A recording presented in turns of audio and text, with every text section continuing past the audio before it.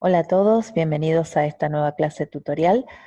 Vamos a comenzar a trabajar con estrategias de traducción. Recuerdan que en la primera clase tutorial vimos la definición de dificultades y problemas de traducción.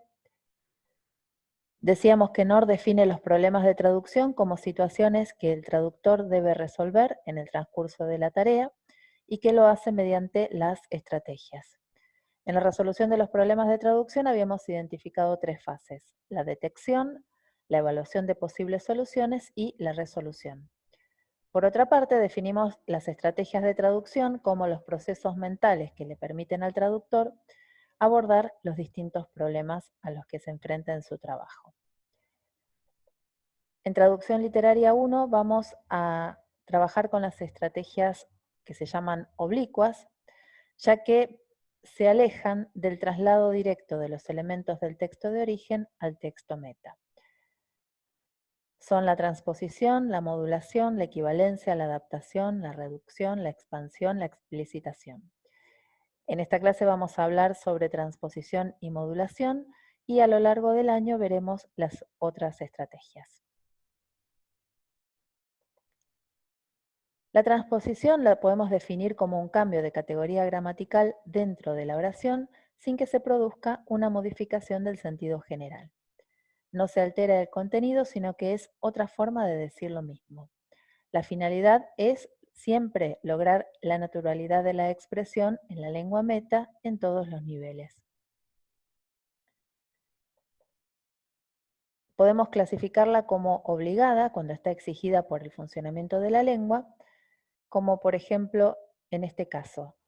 Si decimos very slenderly fashioned, el adverbio slenderly no tiene un equivalente en español adverbio que tenga la misma carga semántica. En este caso recurrimos a una transposición de adverbio a adjetivo y lo traducimos como de figura estilizada o de figura esbelta.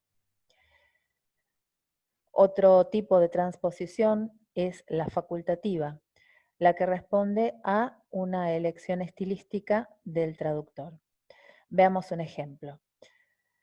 En esta oración, a walk in the park, podemos optar por una traducción literal, una caminata por el parque, o podemos hacer una transposición de sustantivo a verbo y decir caminar por el parque.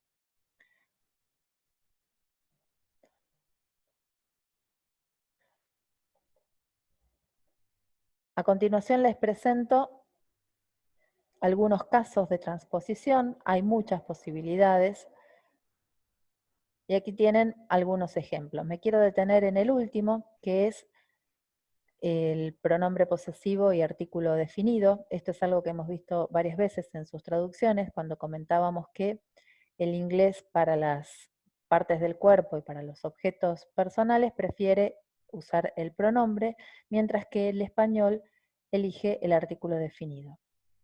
Entonces, en este caso, en esta transposición, esta oración, my whole body aches, la vamos a traducir como me duele todo el cuerpo.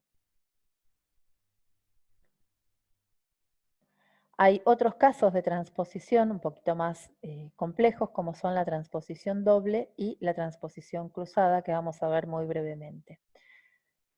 Un ejemplo de transposición doble es la estructura adverbio-adjetivo, que sabemos que es muy frecuente en inglés, mientras que en español no lo es. Entonces, para evitar el uso excesivo de adverbios y caer en un anglicismo de frecuencia, recurrimos a una transposición doble de adverbio-adjetivo a la construcción sustantivo-adjetivo, que es más frecuente en español.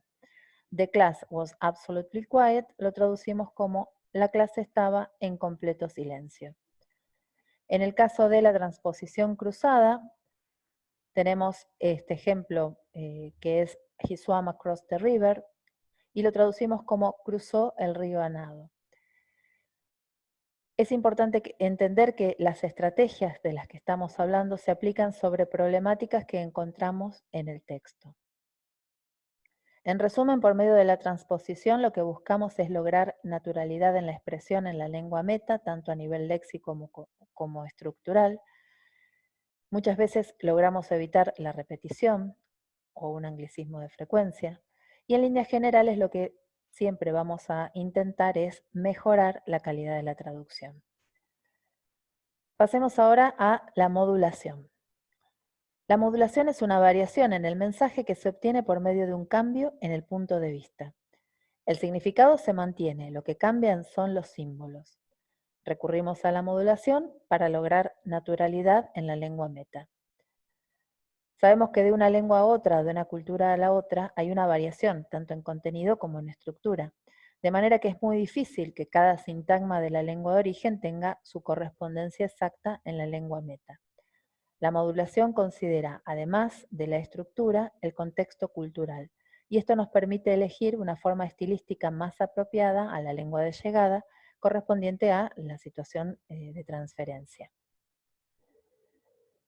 También en modulación hablamos de modulación obligada exigida por el funcionamiento de la lengua de llegada.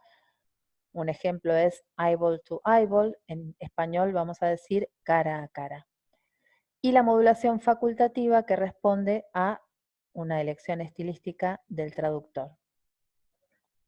Como por ejemplo, si decimos she's in a bad state, puedo hacer una traducción literal y decir está en mal estado, pero puede sonar ambiguo.